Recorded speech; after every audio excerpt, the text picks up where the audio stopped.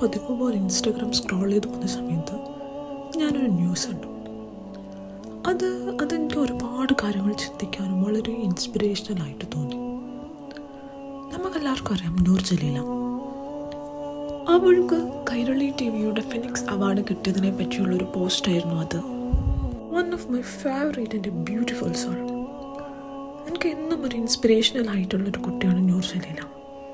ആ കുട്ടി തന്നെ പറയുന്നുണ്ട്, ആ കുട്ടീൻ്റെ മെഡിക്കൽ സർട്ടിഫിക്കറ്റിലുള്ളത് 90% ഭിന്നശേഷിയും ഓൺലി 10% ആണ് കഴിവുള്ളൂ എന്നാണ് പറയുന്നത്. ഇന്ന് ആ കുട്ടി കോൺക്രീറ്റ് ചെയ്തൊരു വേൾഡ് ഉണ്ട്. അവിടെ കഴിവുകൾ തെളിയിച്ചിട്ടുള്ള ഒരുപാട് മേഖലകളുണ്ട്, ഒരുപാട് കാര്യങ്ങൾ ചെയ്തിട്ടുണ്ട്. അപ്പോൾ ആ കുട്ടിയുടെ ജീവിതത്തിൽ നിന്ന് എനിക്ക് മനസ്സിലായൊരു കാര്യമുണ്ട്. എനിക്കെന്തില്ല എന്ന് ചിന്തിക്കുന്നതിന് പകരം ആ കുട്ടി ചിന്തിച്ചത് എനിക്കെന്തുണ്ട്, ഈ പരിമിതികളിൽ നിന്നുകൊണ്ട് എനിക്കെന്തൊക്കെ ചെയ്യാൻ പറ്റുമെന്നാണ്. അതേപോലെ നിങ്ങൾ ഓരോരുത്തരും നമുക്കില്ലാത്തതിനെ കൊണ്ട് ചിന്തിച്ച് അതിനിൽ പരാതിപ്പെടാതെ നമുക്കെന്തൊക്കെയുണ്ട് എന്ന് ചിന്തിച്ച് അതിനു വേണ്ടി വർക്ക് ചെയ്യാൻ തുടങ്ങാം. ഇന്നു മുതൽ തുടങ്ങാം. നമ്മൾ ഓരോ കുട്ടികളും ഒരു പുതിയ നൂർ ജലീലകളായി മാറട്ടെ. ആ അവാർഡിൻ്റെ പേര് പോലെ തന്നെ ഒരു ഫിനിക്സ് പക്ഷിയായി നൂർ ജലീലക്ക് എന്നും പറന്നുയരാൻ കഴിയട്ടെ.